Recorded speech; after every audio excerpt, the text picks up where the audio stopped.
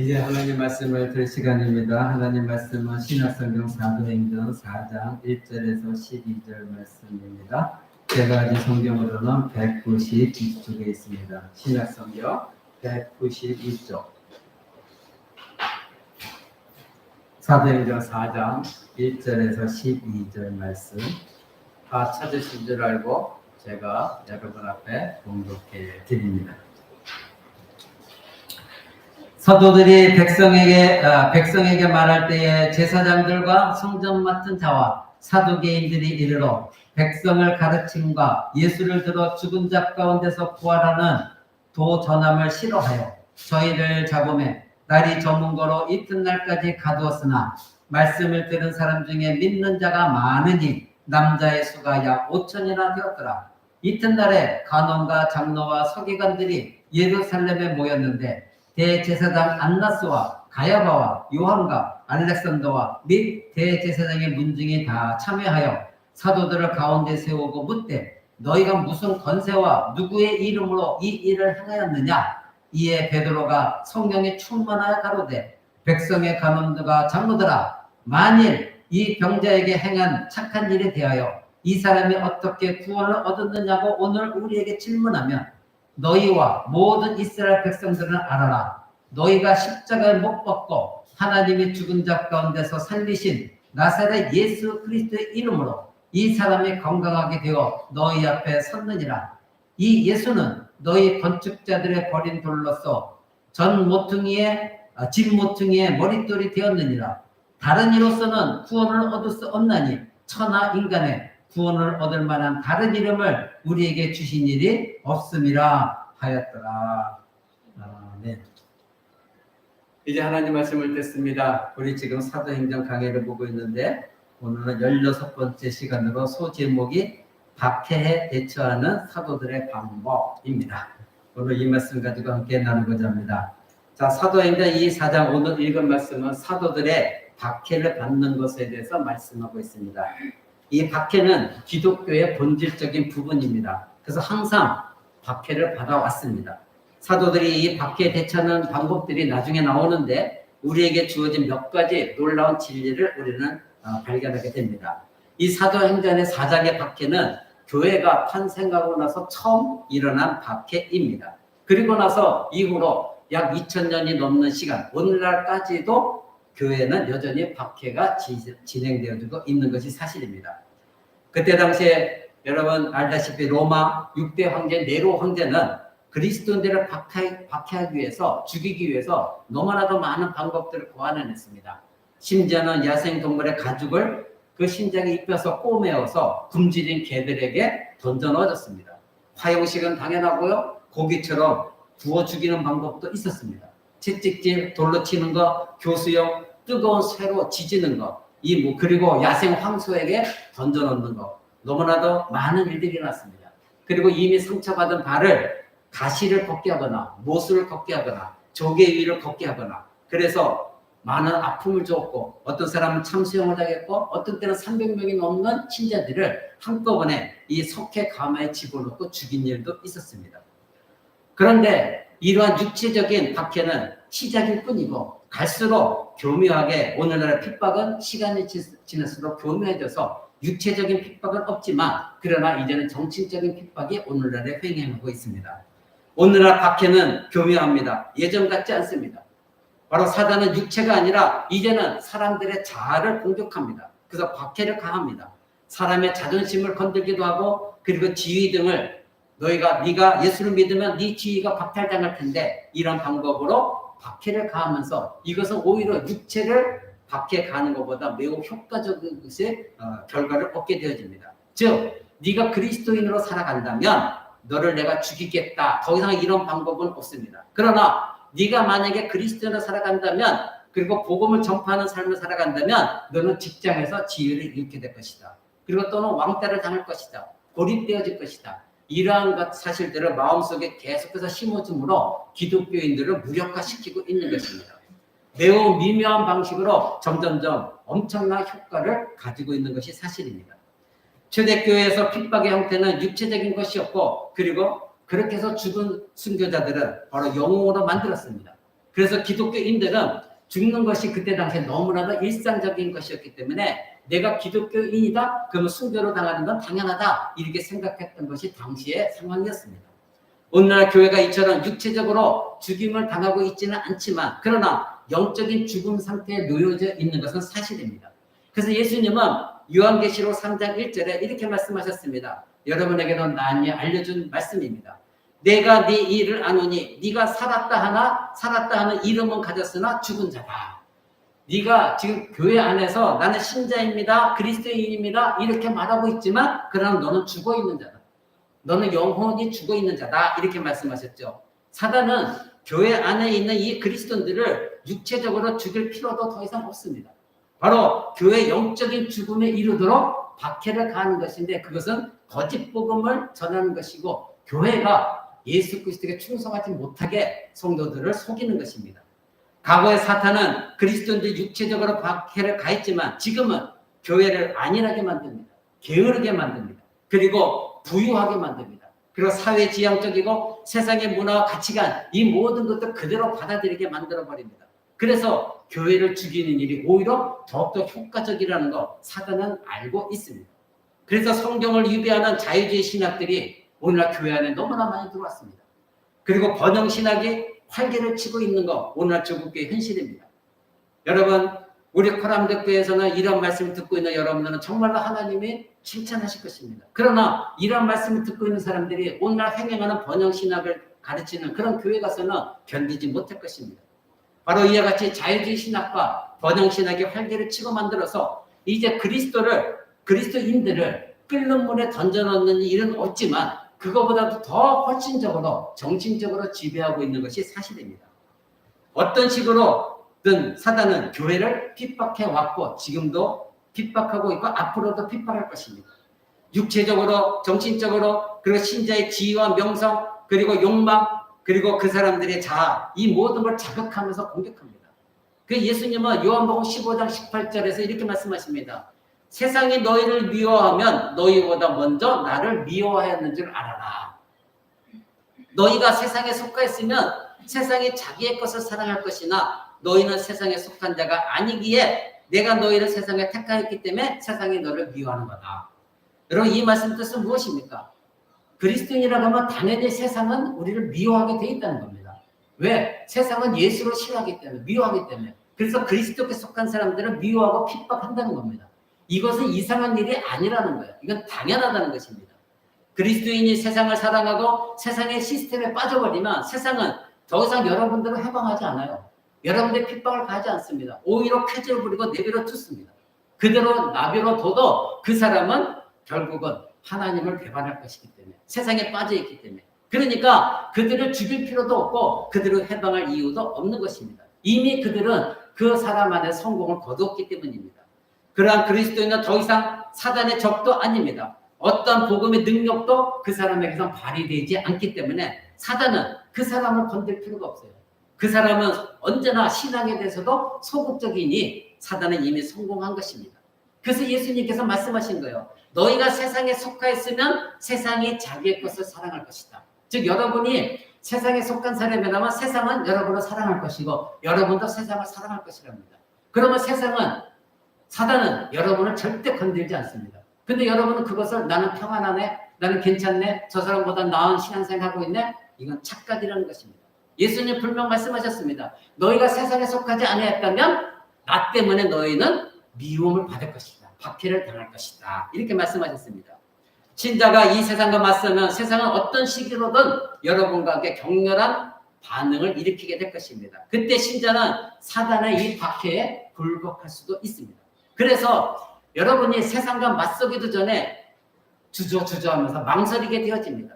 세상의 시스템을 거스려서 자아가 손해받는 것이 두렵기 때문입니다. 내가 혹시 어떤 손해를 받으면 어떡하나. 그래서 오늘날 사탄은 육체적인 목숨을 가지고 여러분을 박해하는 것이 아니라 여러분의 자아를 공격하면서 이 세상의 시스템을 굴복하게 여러분들을 만드는 겁니다. 사도 바울 선생은 디모데후서 3장 12절에 이렇게 말했습니다. 무릇 그리스도 예수 안에서 경건하게 살고자 하는 자는 박해를 받을 것이다. 그리스도 예수 안에서 경건하게 사는 자가 박해를 받는다는 겁니다. 그럼 어떤 사람 말할 것입니다. 아니 나는 예수 그리스도를 믿고 있지만 박해를 받은 적이 없는데요. 이 말씀을 다시 들으셔야 됩니다. 그리스도 예수 안에서 경건하게 사는 자는 핍박을 받을 것이다.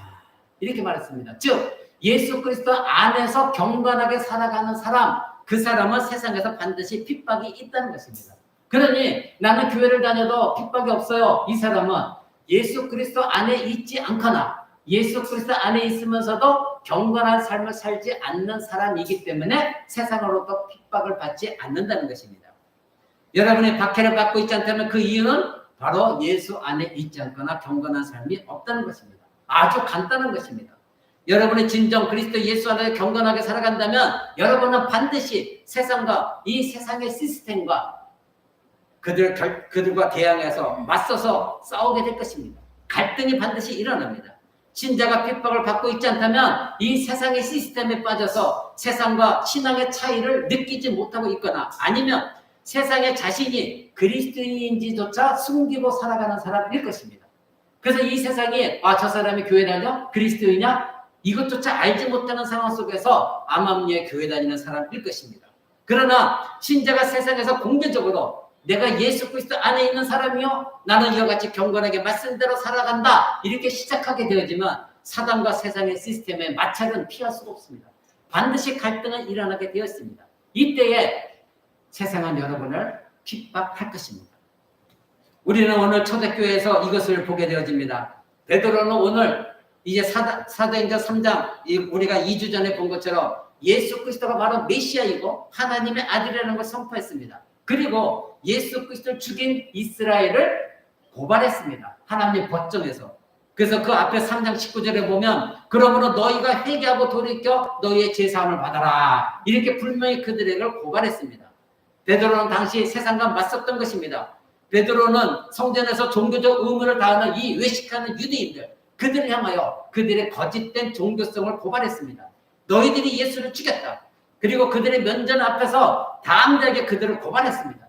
베드로는 세상과 정면으로 대결했던 것입니다. 그 당시 세상은 기세등등한 유대교, 이 유대교의 시스템이 있었습니다. 이것이 그때 당시의 세상의 시스템이었습니다. 유대인들과 바리새인, 제사장들, 이 모든 사람들은 권력가들이었습니다. 그런데 이들은 그때 당시에 사단의 하수인들이었습니다. 베드로는 바로 이러한 잘못된 시스템, 이 사람들 앞에서 그들과 대항하여 너희가 예수 그리스도를 죽인 자들이다. 그 권세 있는 자들 앞에서 당당하게 말했던 것입니다. 여러분 생각해 보십시오. 당시 유대교가 기세가 얼마나 등등했으면 사람들이 함부로 예수 그리스도 말하지 못한 그 시대였는데 이 베드로는 누구도 감히 할 수 없는 대항할 수 없었던 그 모든 일에서 그 당시 유대교의 시스템에 대항하고 그들을 고발했던 것입니다. 베드로 설교는 세상에 그래서 적대감을 불러일으켰던 것입니다. 그러나 이것이 바로 하나님께서 우리에게 요구하시는 세상과 대결하는 방법입니다. 하나님은 여러분 보고 세상과 친밀하게 지내라 말씀하신 적이 한 번도 없습니다. 그러한 베드로가 한 일에 대해 반응은 오히려 흥미로웠습니다.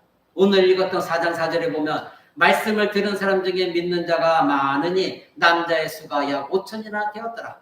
이것이 복음의 효과입니다. 그리스도인이 복음에 적극적이고 세상을 두려워하거나 도망다니는 신앙이 아닐 때에 나타나는 복음의 효과입니다. 우리가 숨으면 세상과 타협하면 여러분의 고통은 없을 수 있을지 모르나 그러나 아무도 여러분을 통하여 구원을 얻는 일은 없을 것입니다.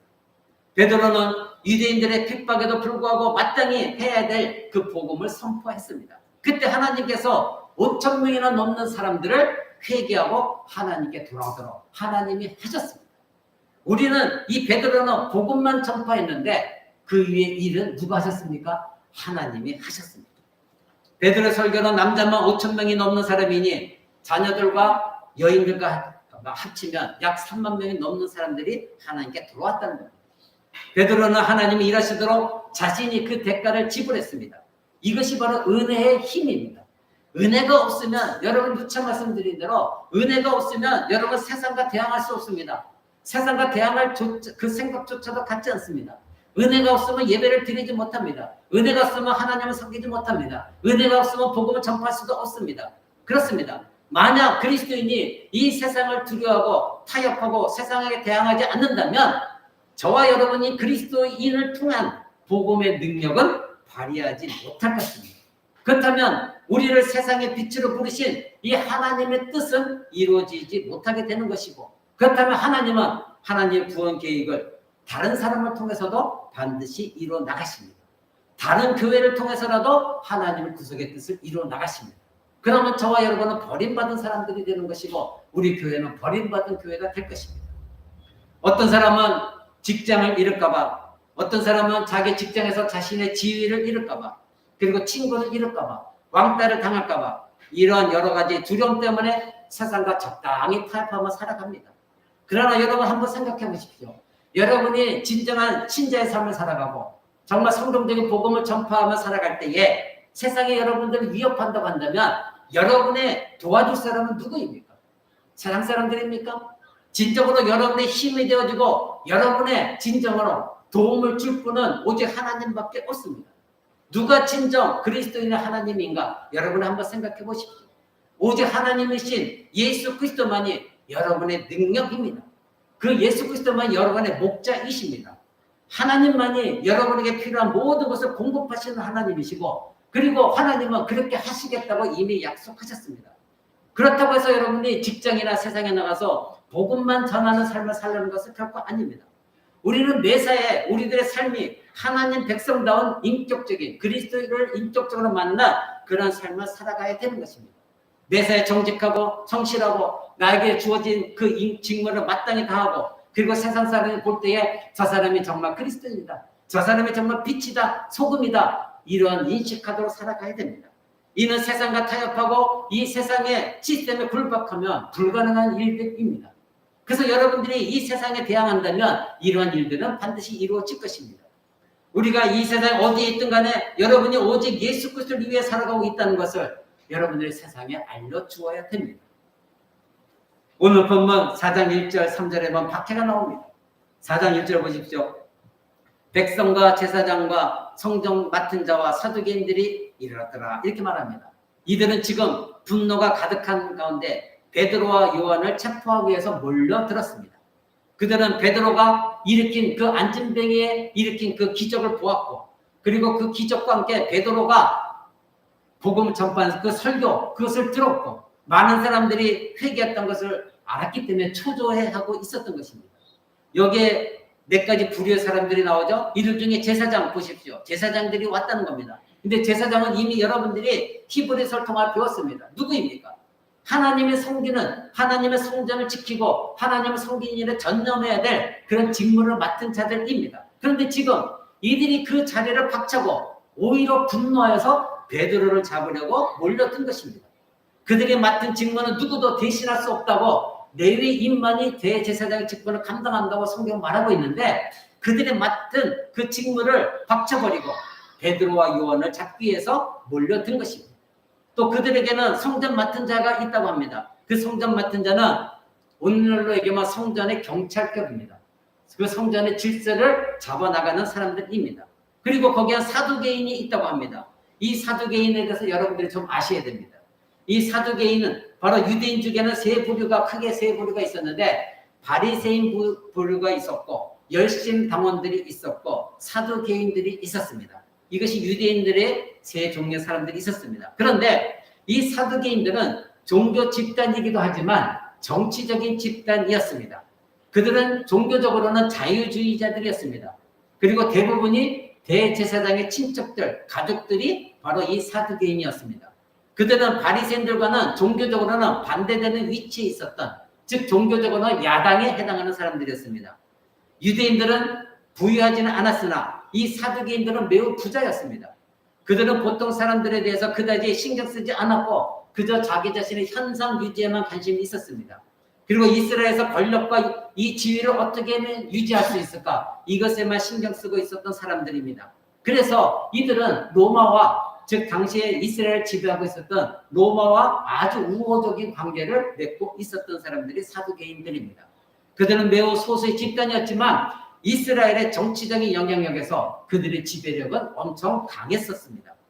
그래서 이들의 바리새인과 차이점은 바로 바리새인들은 율법에 기록한, 즉 말씀에 율법의 구속력이 있었고, 그리고 그들이 조상들이 가르쳐준 조상의 전통에도 그들은 신뢰했었습니다. 그러나 이 사두개인들은 율법은 지켜야 되지만 조상들이 가르쳐준 전통은 믿지 않았습니다. 그리고 두 번째로는 유대인들은 인간의 몸의 부활은 믿었지만, 그러나 이 사두개인들은 부활을 믿지 않았습니다. 미래의 보상도 없고 하나님의 심판도 없다, 이렇게 믿었던 사람들이 사두개인이었습니다. 그리고 이들은 구약에 말한 천사와 하늘의 영, 이것에 대해서 관심이 전혀 없었습니다. 그리고 이들은 사람이 자기의 주권을 갖고 있다, 하나님이 아니라 자기 자신들이 주권을 갖고 있는 것이다, 자기가 주인이다, 이렇게 생각했던 사람들이 사두개인이었습니다.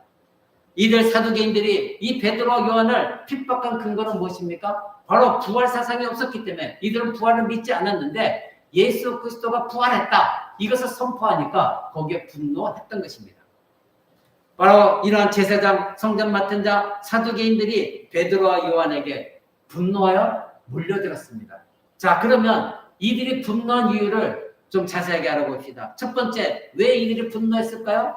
4장 2절에 보니까 그들이 백성을 가르쳤다는 것입니다. 그래서 화가 난 것입니다.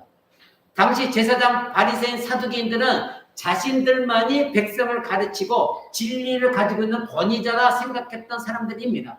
그러니 자신들 외에는 다른 누구도 입을 열어서 가르칠 권리가 없다, 이렇게 생각한 교만한 사람들이었습니다.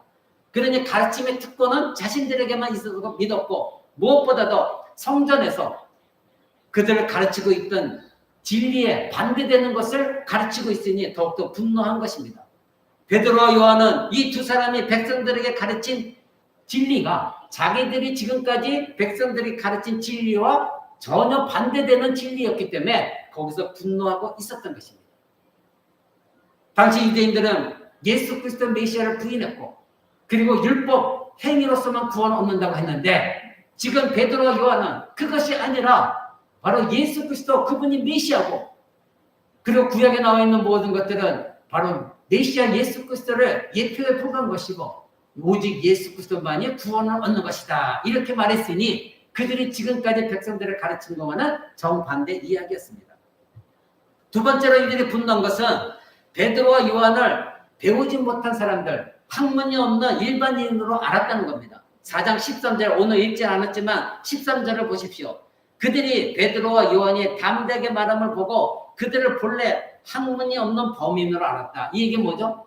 전혀 가르침받지 않은, 율법을 모르는 일반 사람들로 알았다, 이렇게 생각한 겁니다. 그러니 우리는 율법을 알고 있고 하나님 말씀을 갖고 있고 배웠는데, 이 베드로 요한은 더욱이 갈릴리 지방의 어부였는데 도대체 이들이 무슨 배움이 있다고 가르치느냐, 이렇게 분노했던 것입니다.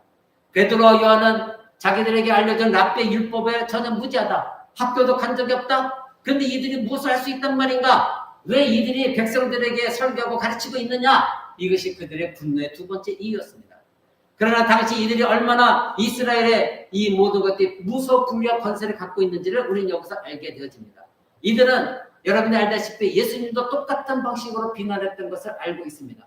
나사렛 예수? 나사렛에서 무슨 선한 것이 나와? 목수의 아들? 배운 것도 없는 사람이? 그 사람이 무슨 구세주야? 무슨 하나님의 아들이야? 그들은 예수 그리스도를 비난했던 걸 여러분 기억합니다.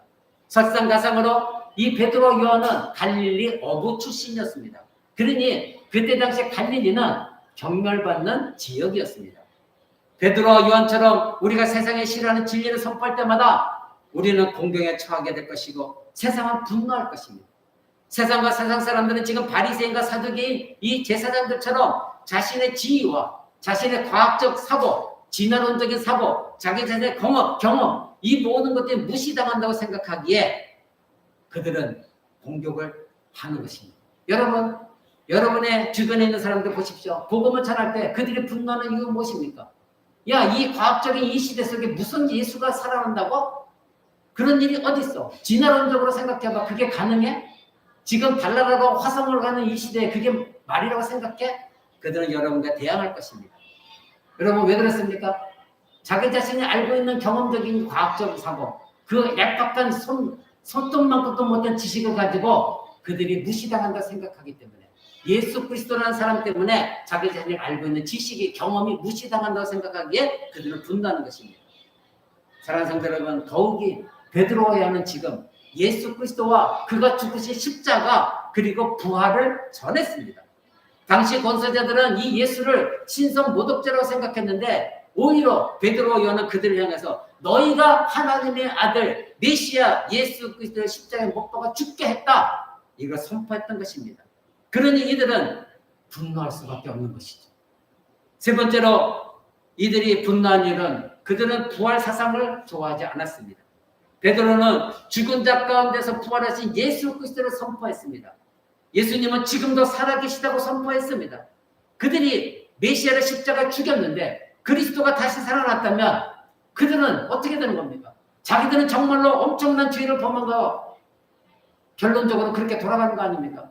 예수를 다시 살리셨다? 그럼 우리는 정말 하나님 아들 죽였단 말인가? 그러니 그런 말을 들었을 때 두려울 수밖에 없었던 것이고 그런 말 듣기를 싫어했던 것이 사실이었습니다. 그래서 이들이 분노했던 것입니다. 그래서 이 분노를 통하여 4장 3절에 보니까 이제 베드로와 요한을 잡았습니다. 4장 3절에 저희가 잡음에 그렇습니다. 그들은 이제 베드로와 요한을 감옥에 가두었습니다. 이제 박해가 시작되었습니다. 그러나 동시에 4장 4절에 말씀을 듣는 많은 사람들이 5,000명이나 되었다.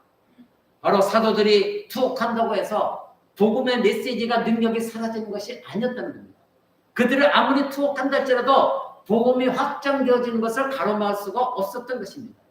그들은 베드로와 요한을 핍박했고 감옥에 가뒀으나 그들은 하나님을 향하여 헛된 일을 한 것입니다. 하나님은 베드로와 이 요한의 설교를 통하여 5,000명이 넘는 남자, 즉 약 3만 명이 있는 사람들을 회개하고 하나님께 돌아오게 하셨던 것입니다. 박해는 교회 확장의 원동력이 되었죠. 박해는 교회를 파괴하는커녕 오히려 성장을 도왔습니다. 지금까지 역사가 그래왔습니다. 수많은 박해가 있으면 있을수록 교회는 더욱더 성장해 왔습니다.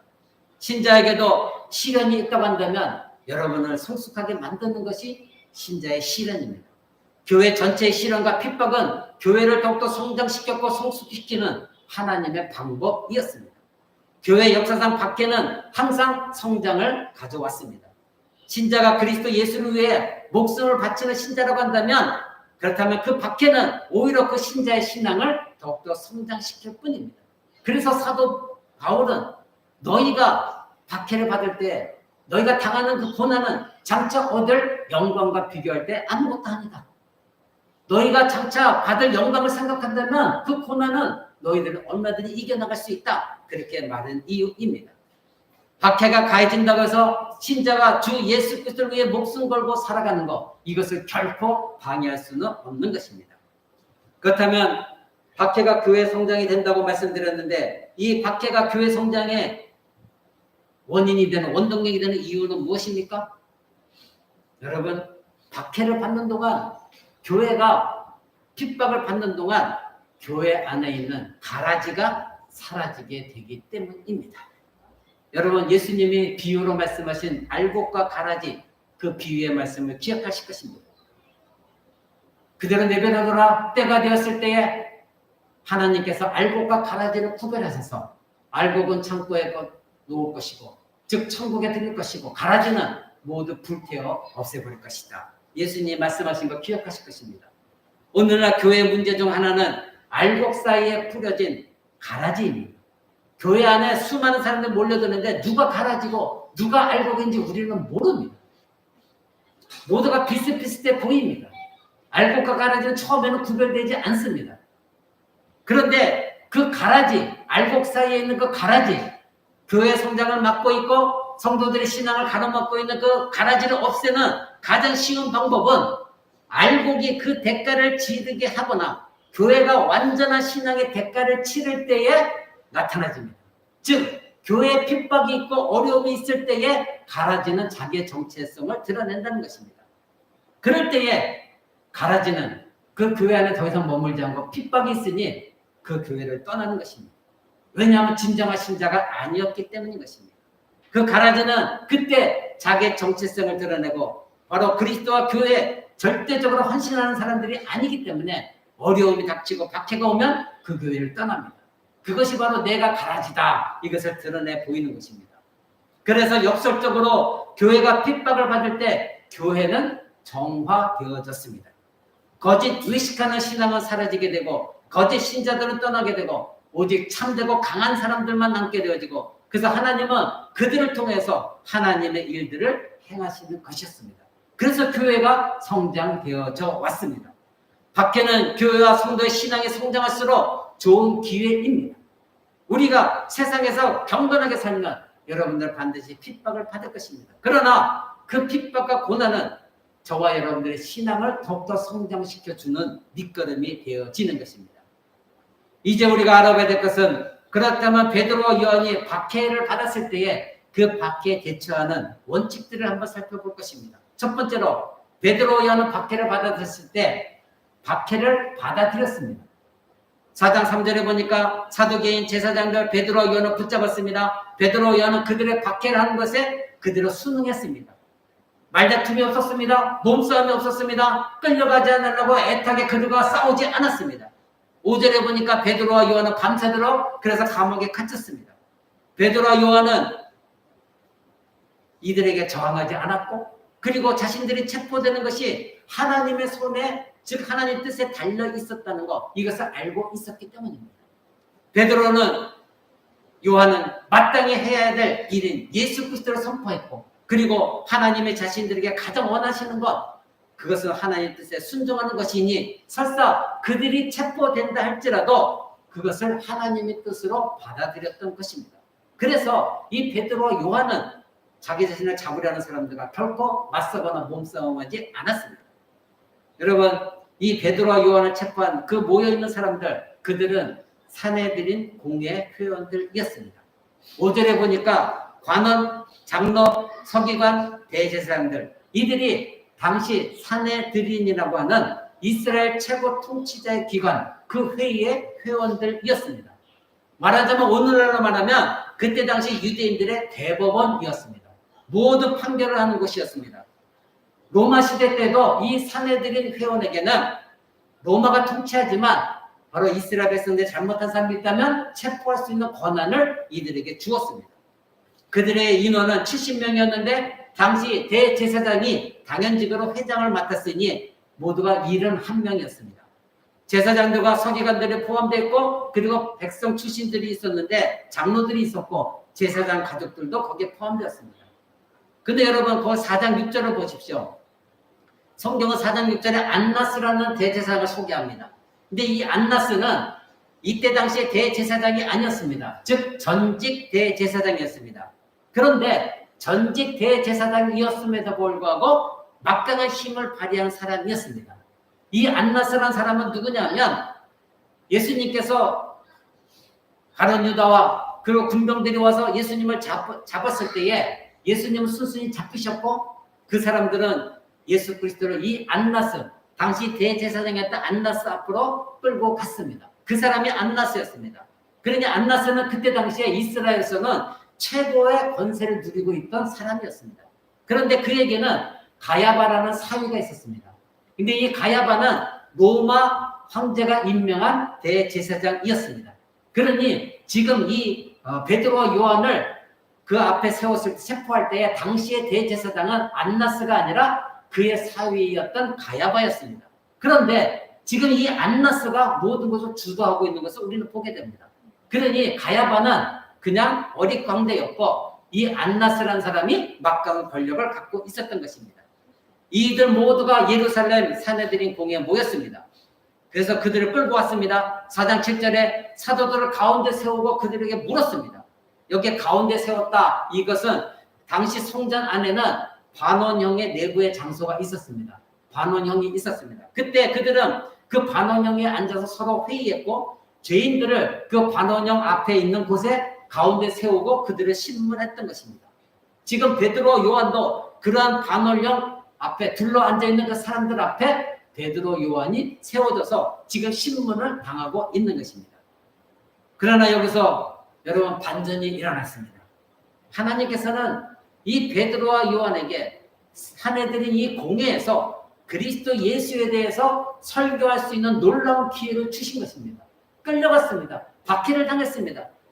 그때 당시에 모든 권세자들이 모여있는 이 대법원이라고 하는 그 앞에 끌려갔습니다. 그런데 사단과 그 수하의 이 세상 사람들은 베드로 요한을 협박하고 예수 그리스도에 대해서 복음을 전파하지 말아라, 그렇게 금지하게 하려고 사내들인 이 사람들이 요한과 베드로를 불렀지만 오히려 그 기회를 하나님께서는 다른 방법으로 사용하셨던 것입니다.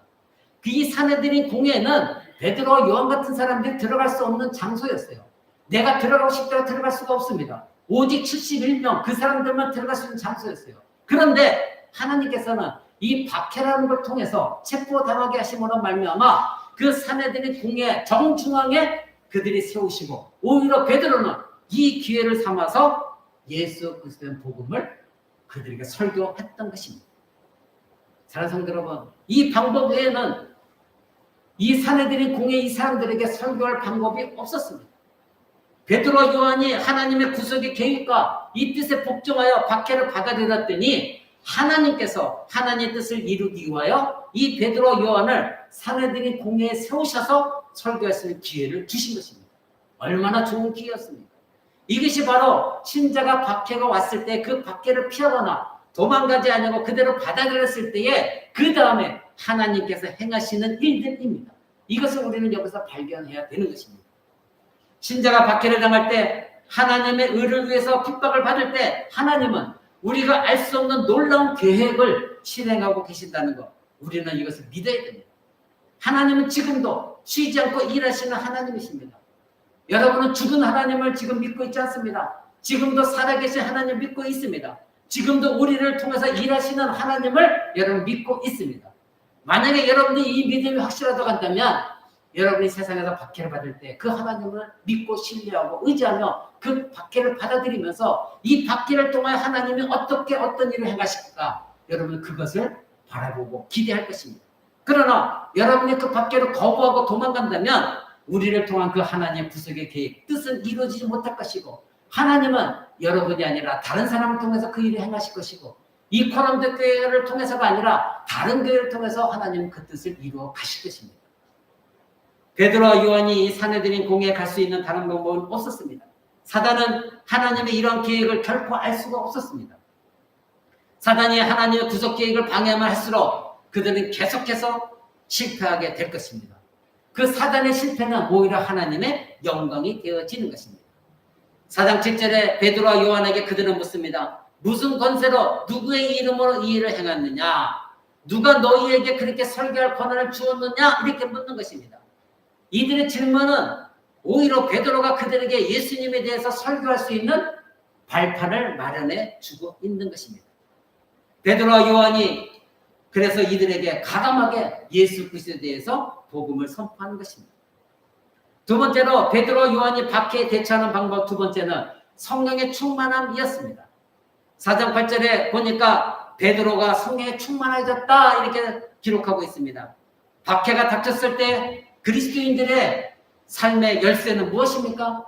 여러분 안에 계신 성령의 능력입니다. 여러분이 어려움을 닥쳤을 때 여러분이 의지할 대상은 누구입니까? 여러분에 계신 하나님의 영, 성령에 의지하는 것입니다. 누차 여러분의 말씀드렸습니다. 그 성령의 능력을 무시하지 마십시오. 그 성령의 능력에 의지하십시오. 4장 8절에 베드로가 성령이 충만하여 가로되 이렇게 말하고 있습니다.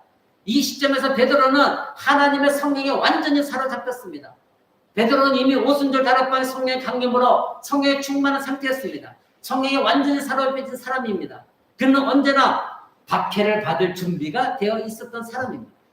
그러한 상황 속에서 담대하게 예수 그리스도의 복음을 전파할 준비가 되어 있었던 사람입니다. 여러분, 성령 충만이 무엇입니까? 다시 한번 여러분의 누차 말씀드렸지만 다시 한번 여러분의 성령 충만 다시 말씀드립니다. 이건 감상적인 것이 아니에요. 감정적인 것이 아니에요. 박수치고 내 몸을 뜨겁게 한다고 해서 성령 충만이 결코 아니라고 여러분 누차 말씀드렸습니다. 말씀이 있는 사람이 성령 충만한 것이고 그 말씀에 순종하는 사람이 성령 충만이고 그것이 은혜 충만이라고 말씀드렸습니다. 어떤 사람이 긴 기도, 뜨거운 기도, 몸을 막 흔드는 기도, 그래서 내 몸이 뜨거워진 기도, 요란한 기도의 결과가 성령 충만이라고 말하는 사람도 있습니다. 결코 아닙니다. 다 거짓말입니다. 감정도 아닙니다.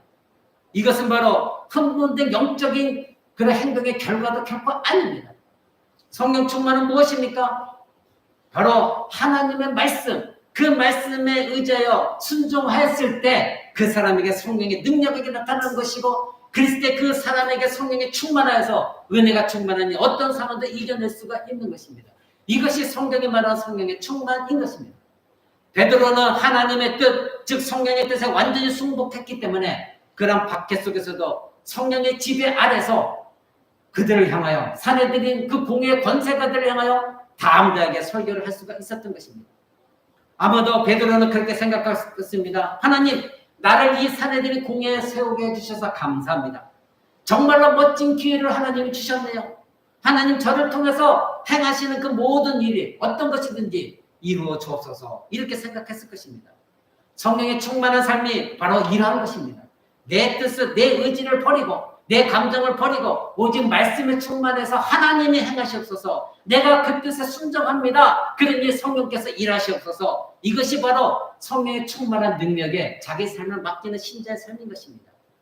모든 그리스도인에게 하는 성령님이 계십니다. 저와 여러분 안에도 성령님이 계십니다. 우리 안에 계시는 성령 하나님은 우리에게 능력을 주시기 위해 존재하시는 하나님이십니다. 저와 여러분이 그 성령님을 의식하고, 저와 여러분이 그 성령님께 굴복하고 순종하고 그 뜻대로 살기를 원한다면 그 다음에 하나님이 성령을 통해 일을 행하시는 것입니다.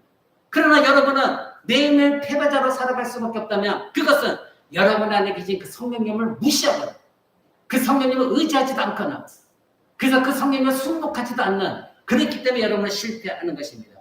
우리가 여러분 안에 계신 성령님의 능력에 굴복할 때 바로 그 능력은 힘을 발하기 시작합니다. 베드로는 자신이 성령에 굴복하지 않는다면 이 싸움에서 승리할 방법이 없다는 것을 베드로는 알고 있었습니다. 우리는 때로는 이러한 상황에 닥치면 아마도 두려움에 휩싸일지도 모릅니다. 그러나 베드로는 달랐습니다. 모든 것을 완전히 성령 하나님을 의탁했습니다. 승리를 위한 다른 방법은 없었기 때문입니다. 베드로가 성령께 순종하는 순간 승리는 보장되어진 것입니다. 여러분도 마찬가지입니다.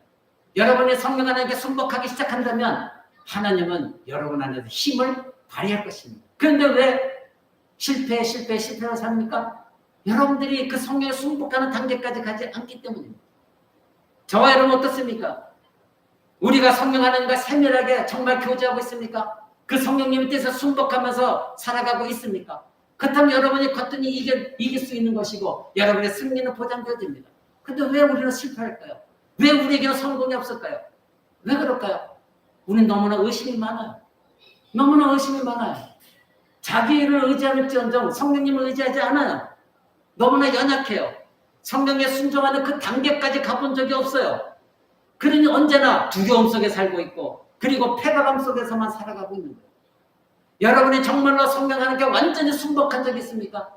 완전히 그 순복하는 그 단계까지 나아가 본 적이 있습니까? 그러면서 하나님 원망하십니까? 여러분 그 단계까지 가보지도 않았어요. 베드로는 이미 승리를 거뒀습니다. 그에게 박해가 닥쳤고 그로 인해 그는 성령을 더욱더 의지하게 되었습니다.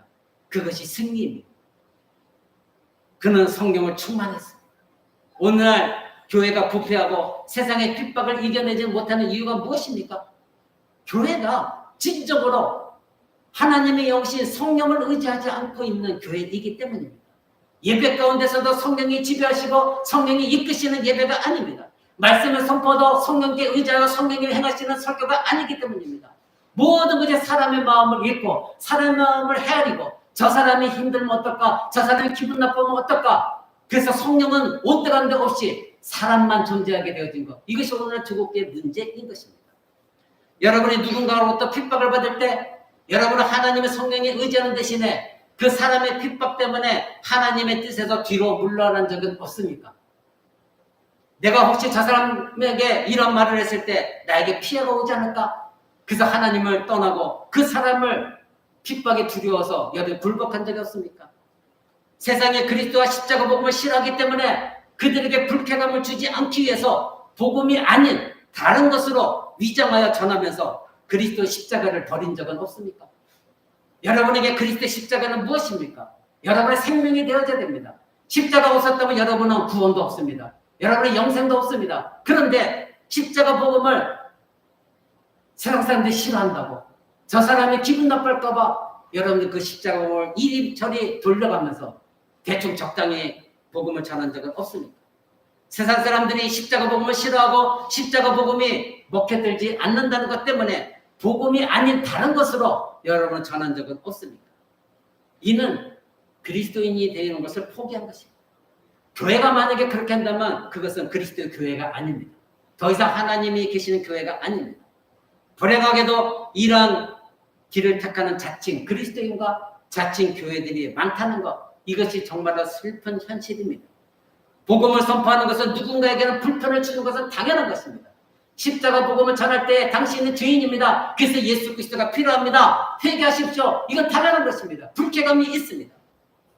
그런데 세상에게 불쾌감을 주지 않겠다고 세상을 위해 십자가 복음을 포기한다고 한다면 그 사람이 어떻게 그리스도인이라고 말할 수가 있습니까? 그 사람은 그리스도인이 아니요 종교성이 있는 사람입니다. 그러한 교회는 교회가 아니라 종교성이 있는 집단에 불과한 것입니다.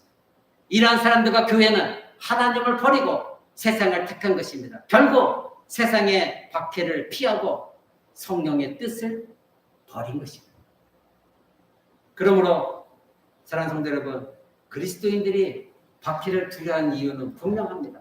아주 간단합니다. 첫 번째로는 자기 자신이 옳다고 믿는 이 진리, 구원의 진리에 대한 확신이 없기 때문입니다. 하나님이 분명 살아계시고 예수 그리스도가 나 때문에 죽으시고 부활하셨고 지금은 하늘 보좌 우편에 계시다가 다시 오실 것이라는 확신이 없기 때문에, 내 안에 성령님이 계시다는 확신이 없기 때문에 여러분의 박해를 두려워하는 것입니다. 두 번째로는 하나님의 뜻에 순종하였을 때 하나님께서 일하신다는 것을 믿지 못하기 때문입니다. 내가 하나님 말씀에 순복하여 박해를 이겨나가고 대항하면서 싸울 때에, 사단과 싸울 때에, 세상과 싸울 때에 하나님이 나를 도우시고 하나님이 결국은 승리로 이끄신다는 믿음이 없기 때문인 것입니다. 세 번째로는 자신의 진리를 정할 때 상대방이 기분 상할까 봐 이것이 더 두려워하고 있기 때문인 것입니다. 그래서 여러분들은 박해를 두려워하는 것입니다. 교회가 성령에 충만할 때 당연히 세상은 불편할 수밖에 없습니다. 그러나 그때 교회는 승리하는 것입니다. 오늘 교회는 너무나 편안합니다. 성경적 진리를 선포하지도 못하고 하나님 나라에 대해서 기대감도 없습니다. 영적 성장과 큰 건물과 양적인 성장과 큰 건물, 유명세 여기에만 관심이 있지 하나님의 성령, 하나님 말씀에 굴복하고 세상이 듣기 싫어하는 이 십자가 복음 진리, 이것을 선포하는 것에는 관심이 없어요. 세상이 불쾌할까 봐, 세상의 신기를 건드릴까 봐, 그래서 세상의 눈치를 너무나 살피고 있는 것이 오늘 현실입니다. 이는 성령께서 이끄시는 교회가 아닙니다. 이미 세상에 패배한 교회인 것입니다. 베드로와 요한은 세상과 강하게 부딪혔고 그리고 도망치거나 숨지 않았습니다. 이 사내들인, 이 권세가들이 모인 이 사내들의 권세가들의 심기가 불편할까 이것도 절대 생각하지 않았습니다. 사내들이 모인 자들의 심기 불편에는 관심도 없었습니다. 바로 베드로와 요한은 오직 하나님의 뜻에 복종했고 성령으로 충만하여서 그 일을 행했을 때 하나님이 승리케 하셨습니다. 오늘날 교회와 성도들이 너무나도 이 세상과 밀접한 관계를 유지하고 있으면서도 나는 하나님을 섬긴다 이렇게 말하고 있는 것이 사실입니다. 혹시 여러분은 제가 누차 말씀드린 것처럼 여러분의 입술은 가론 유다 입술이 아닙니까? 예수 그리스도께 입맞춤하면서도 그 입술로 예수 그리스도 고발한 입술, 우리들은 얼마든지 가질 수가 있습니다. 이 가론 유다 입술처럼 하나님을 사랑합니다 그렇게 말하고 있지만 그러나 내 마음의 중심은 여전히 세상을 사랑하고 있고 세상의 신기를 건드리는 것이 두려워하고 있는 그런 마음, 이런 사람들, 세상의 사람들의 마음은 헤아리고 관심을 갖고 있지만 하나님의 마음은 절대 관심이 없고 하나님의 마음을 헤아리는 것은 절대 생각해 본 적이 없는 것, 그것이 저와 여러분들 아닙니까? 그리스도인은 세상과 세상 시스템에 지속적으로 가시가 되어야 됩니다. 세상의 거짓과 하나님께 반역하는 이 세상 시스템에 그들에게 부드러움으로 다가가는 것보다도 여러분이 그 자리에 있다고 한다면 세상은 여러분을 가시로 여겨야 됩니다. 아 뜨거워! 아 아파! 이런 가시가 되어져야 되는데 세상이 전혀 여러분의 가시를 느끼지 못하고 오히려 부드러움을 느끼고 친밀감을 느낀다면 여러분들 그리스도인이 아니에요. 또한 반대로 세상은 그리스도인들에게는 어머니가 아니라 계모와 같은 사람이 되어야 돼요. 세상은 여러분에게 계모가 되어야 됩니다. 진정 엄마가 아니라 계모가 되어야 됩니다. 계모는 자기 자식이 아니기 때문에 핍박합니다. 너무나 힘들고 어려운 삶을 살 수밖에 없습니다.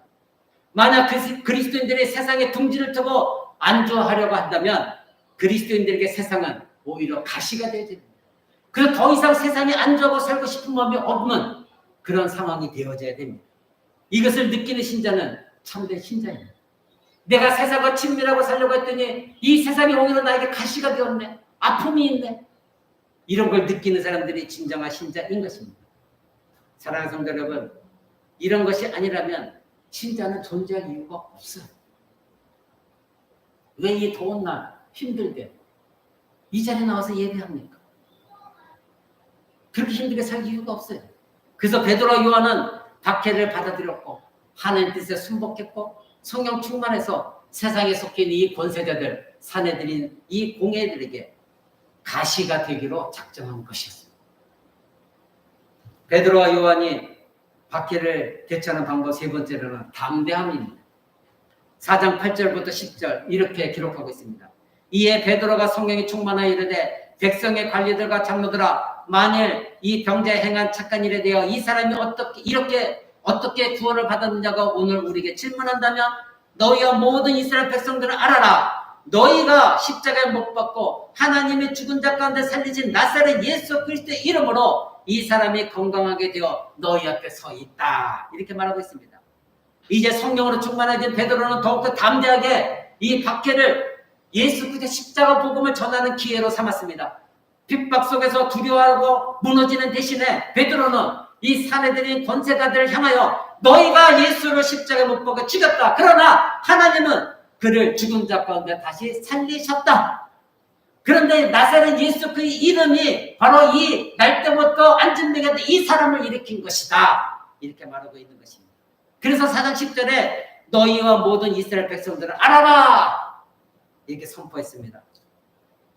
베드로는 목숨을 걸었습니다.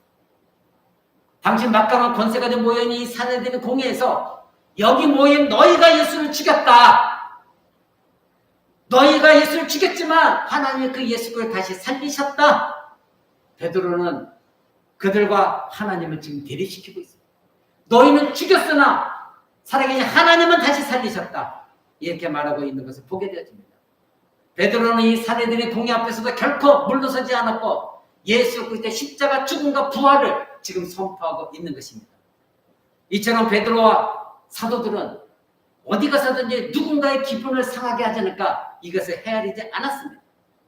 오늘날 인본주의 복음이 활개를 치고 있지만 이 모든 것들은 사람의 심리를 헤아리고 좋은 게 좋은 것이다. 그래서 교회를 떠나면 어떡하니? 교회 안 오면 어떡하니? 그래서 가진 가문이설로 그들을 교회에 끌고 나와라. 여러분 그건 복음이 아니에요. 그건 복음이 아닙니다. 복음은 세상 사람들에게 죄를 들추어내는 것. 이것이 복음입니다. 그들이 화를 내는 건 당연한 거예요. 그들은 이것이 복음이에요. 복음을 여러분은 포장해서는 결코 안 됩니다. 베드로는 물러서지 않았어요. 그것에 모인 모든 자들은 영적 위선자들이라는 걸 알았기 때문에 베드로는 이 사내들인 공의 중심에 서서 그들 가운데 서서 그들을 지금 고발하고 있는 것입니다. 또 한 가지 중요한 사실이 있습니다. 4장 11절을 보십시오. 4장 11절에 보면 이 말씀은 구약성경 시편 118편 22절을 인용한 것입니다. 뭐라고 되어 있습니까? 이 예수는 너희 건축자들의 버린 돌로서 집 모퉁이의 머릿돌이 되었느니라. 이 말씀은 시편 118편 22절의 인용인데 이 시편 118편은 예수 그리스도 즉 메시아의 죽음과 부활에 대해서 예언하는 말씀인 것입니다. 그 말씀이 지금 이루어졌다 이렇게 말하고 있습니다. 여러분 건물에는 초석이 있습니다. 건물의 초석은 단단해야 됩니다. 든든해야 됩니다. 완전해야 됩니다. 영원히 변하지 않는 돌이 되어져야 됩니다. 그래야 건물을 지탱할 수가 있습니다. 다른 모든 것들이 이 주춧돌에 의지해서 세워지기 때문입니다. 그러니 주춧돌이 완벽하지 않다면 버려질 것입니다. 건축하는 건축가들에서 버려질 것입니다. 왜냐하면 다른 모든 것까지도 불안해져서 건물이 세워질 수 없기 때문입니다. 시편 이 118편에서 하나님은 예수 그리스도가 바로 온 우주적인 교회의 모퉁이돌이다, 주춧돌이다 이렇게 미리 예언하셨습니다. 그러나 예수님 당시 건축자들은 예수 그리스도를 쓸모없는 돌이다. 그래서 그들은 버렸던 것입니다. 그것이 무엇입니까? 십자가에 죽였던 것입니다. 그러나 하나님은 그들이 버린 이 버려진 돌 예수 그리스도를 다시 부활을 시키시고 살리셔서 온 우주적인 교회, 오늘날 신약교회, 예수 그리스도 몸인 교회, 그 교회의 모퉁이돌이 되게 하셨습니다. 그래서 저와 여러분들이 성전으로 지어져 갖고 예수 그리스도 몸에 접붙여지게 된 것입니다. 이 말이 바로 정확하게 예수 그리스도 안에서 일어난 것입니다. 이스라엘은 성전 모퉁이돌인 예수 그리스도를 버렸습니다. 십자가 못 박아 죽였습니다. 그러나 하나님은 다시 그 예수 그리스도를 죽은 자 가운데 살리셨고 이제는 하나님께서 최종적으로 원하셨던 성전의 주춧돌이 되게 하신 것입니다. 여러분 우리는 지난해에 에베소서 2장에 대해서 강의를 들었습니다. 2장 20절에 에베소서 2장 20절에 사도는 분명히 말했습니다. 너희는 사도들과 선지자들의 터 위에 세우심을 입은 자라. 그리스도 예수께서 친히 모퉁이돌이 되셨느니라. 이렇게 분명히 말했습니다. 여러분 이것을 기억하십니까? 예수님도 살아계실 때 자기 자신이 친히 모퉁이돌이다. 이 시편 118편을 인용하면서 말씀하셨습니다. 마태복음 21장 42절에 예수님이 이렇게 말씀하십니다. 예수께서 이르시되 너희가 성경에 건축자들이 버린 돌이 모퉁이 머릿돌이 되었나니 이것은 주로 말미암아 된 것이요 우리 눈에 기이하다 함을 읽어본 적이 없느냐. 바로 예수님도 자신도 이 시편 18편에 말한 너희가 버린 돌이 성전의 주춧돌이 되게 하신다는 하나님 예언의 말씀, 그것이 바로 나라. 그 말씀이 나를 향한 것이다. 이렇게 말씀하셨습니다. 예수 그리스도가 아니고서는 교회가 세워질 수 없습니다. 예수 그리스도가 아니고서는 참된 영적인 성전은 절대 세워질 수가 없는 것입니다. 그렇다면 어느 누구도 하나님 앞에 나아갈 수가 없습니다. 그래서 예수님 말씀하셨습니다. 내가 곧 길이요 진리요 생명이니 나로 말미암지 않고는 아버지께로 올 자가 없느니라. 그렇습니다. 예수 그리스도가 성전이고 예수 그리스도가 길이요 예수 그리스도가 진리요 예수 그리스도가 생명입니다. 그 예수 그리스도 빼고서는 어느 누구도 하나님 앞에 나아갈 자가 아무도 없는 것입니다.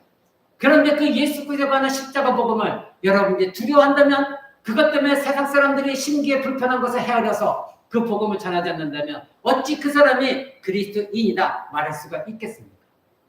그래서 베드로는 오늘 본문 12절에 4장 12절에 이렇게 말합니다. 이는 다른 이로서는 구원을 얻을 수 없나니 천하 인간의 구원을 얻을 만한 다른 이름을 우리에게 주신 적이 없다. 이렇게 마지막 못 받고 있습니다. 이 말씀 무엇입니까? 너희가 버린 그 돌, 주춧돌, 그것을 너희가 버렸지만 하나님은 다시 살리셨다. 그러니 이제는 다른 이로서는 예수가 아닌 어떤 누구로서도 구원을 얻을 수가 없다. 이 천하 인간의 구원을 얻을 만한 이름은 예수밖에 준 적이 없다. 이렇게 담대하게 전하는 것입니다. 다른 어떤 것도 여러분에게 구원이 없습니다. 하늘 아래 그 어떤 다른 이름도 다른 종교도 주신 일이 없습니다. 그러니 베드로가 지금 이 말한 것 사실상 만일 너희가 예수께로 돌아오지 않는다고 한다면 너희는 저주를 받을 것이다. 심판을 받을 것이다. 다른 방법은 없다. 이렇게 말하고 있는 것입니다. 세상 사람들은 언제나 기독교를 배타적이다, 편협하다 이렇게 비난합니다. 여러분의 주변에 있는 사람들도 그렇게 비난할 것입니다. 사실입니다. 하나님 말씀은 언제나 배타적입니다. 하나님 말씀은 언제나 편협합니다. 왜냐하면 하나님 외에는 진리가 없기 때문입니다. 하나님 외에는, 예수 그리스도 외에는 구원이 없기 때문에 배타적입니다. 오직 예수 그리스도만이 구원입니다. 성경이 그렇게 말하고 있습니다. 그 하나님이, 그 진리가 바로 예수 그리스도이기 때문입니다. 하나님의 말씀은, 이 성경 말씀은 지금까지 지어진 이 세상의 어떤 책보다도 가장 배타적입니다. 가장 편협한 말씀입니다. 그러나 하나님의 말씀인 이 성경은 결코 오류가 없고 결코 잘못된 것이 없는 하나님의 말씀입니다. 이것이 진리입니다. 이 세상의 진리는 하나밖에 없습니다. 다른 종교도 진리라고 한다면 모두가 어느 것이든 하나든 거짓입니다. 진리는 하나밖에 없기 때문에 진리인 것입니다. 바로 성경 말씀 이 자체가 하나님 말씀 진리인 것입니다. 말씀 맺고자 합니다. 오늘 우리 본문 통해서 신자가 박해를 받을 때에 대처하는 방법이 무엇이라고 했습니까? 첫 번째로는 박해를 순순히 받아들이는 겁니다. 두 번째는 여러분 안에 계신 성령님을 의지하는 것입니다. 그 세 번째로는 사람의 마음을 살피지 말고 하나님의 마음을 살피십시오. 그래서 담대하게 십자가 복음을 전하는 기회로 사용하는 것입니다. 박해는 교회를 성장시키는 원동력이 되었습니다. 초대교회가 세워진 이후로 지금까지도 박해는 이루어지고 있습니다. 육체적인 박해는 사라졌다 할지라도 여러분의 마음을 혼동시키는, 여러분의 자아를 혼동시키는 거짓말의 복음이 오늘날 교회 안에 너무나 많이 있습니다. 이것 또한 박해인 것입니다. 박해를 받는 동안 교회는 알곡과 가라지가 구별되어지고 영적으로 성장하는 도구로 쓰임받을 뿐인 것입니다. 신자 개인에게도 박해는 영적 성장의 밑거름이 되어집니다. 우리가 세상 사람들의 마음을 살피고 그들의 불쾌감을 주지 않으려고 여러분들이 박해를 피하고 그리고 복음 전도하는 것을 주저한다면 하나님 나라가 확정되어진 일에 여러분은 쓰임받는 신자가 될 수도 없고 우리 파람덕교회도 그런 교회는 될 수가 없는 것입니다. 박해는 오히려 어려움이 닥친다면 여러분에게 신앙 성장의 원동력이고 그때 여러분이 성령께 의지한다면 반드시 하나님이 여러분 안에서 능력을 발휘하십니다. 그랬을 때 우리 파람덕교회도 하나님이 원하시는 놀라운 하나님의 영적 성장이 이루어지게 될 것입니다. 두려워하지 마십시오. 여러분 안에 누가 계십니까? 하나님이 계십니다. 그 하나님을 인식하고 그 하나님을 의지하고 그 하나님만 바라보고 그랬을 때 그 성령의 능력이 여러분을 통해서 나타나지게 될 것입니다. 기도하겠습니다.